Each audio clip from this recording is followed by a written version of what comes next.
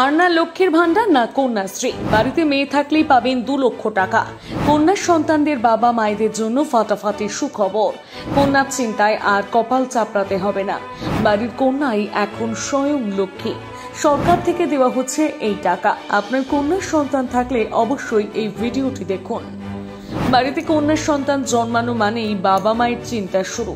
মেয়েদের জন্য পড়াশোনা থেকে শুরু করে বিয়ের খরচ, যাবতীয় জিনিসের খরচাপাতি নিয়ে টেনশনের শেষ নেই। আবার কিছু কিছু বাড়িতে কন্যার সন্তান জন্মালে আফসোস শুরু হয়, কারণ ছেলেদের মতন তো মেয়েরা আর ঢালাও টাকা রোজগার করতে পারে না, বরং মেয়েদের পিছনে গাদাগুচ্ছের টাকা ধ্বংস করতে হয়। তবে এই কথা আমরা বলছি না, বলছে সমাজই। এর ফলে শুরু হয় কপাল ঠোকা। তবে এবার থেকে বাড়িতে কন্যার সন্তান থাকলে হাতে উঠবে সোনার সিঁড়ি।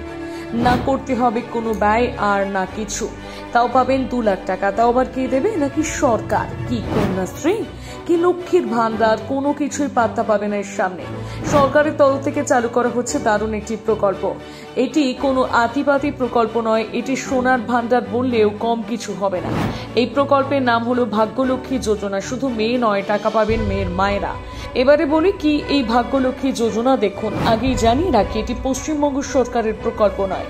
প্রকল্পটি চালু করেছে উত্তরপ্রদেশ সরকার। এই প্রকল্প চালু করার কারণ, আমাদের দেশে আজ অনেক বাবা মায়েরা আছেন যারা আর্থিক অভাবে মেয়েদের তাড়াতাড়ি বিয়ে দিয়ে দেন, যার ফলে আজও মেয়েরা পিছিয়ে আছে।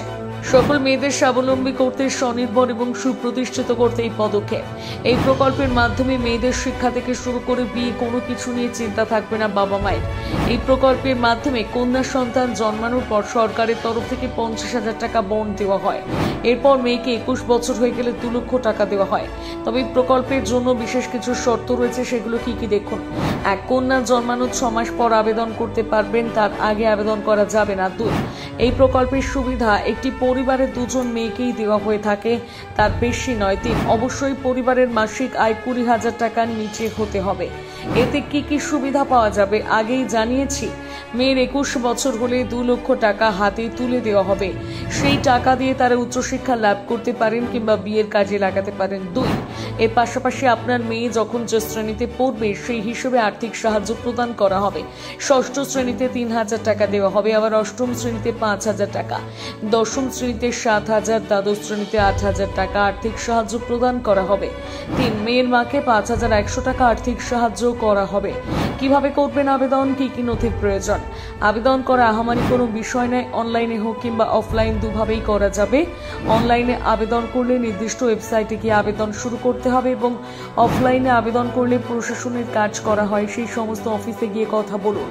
এর জন্য প্রয়োজন বাবা মায়ের আধার কার্ড, মেয়ের আধার কার্ড, মেয়ের বার্থ সার্টিফিকেট, ইনকাম সার্টিফিকেট, পিতামাতার চাকরির সার্টিফিকেট, কন্যার নামে ব্যাংক অ্যাকাউন্ট, পাসবই ইত্যাদি।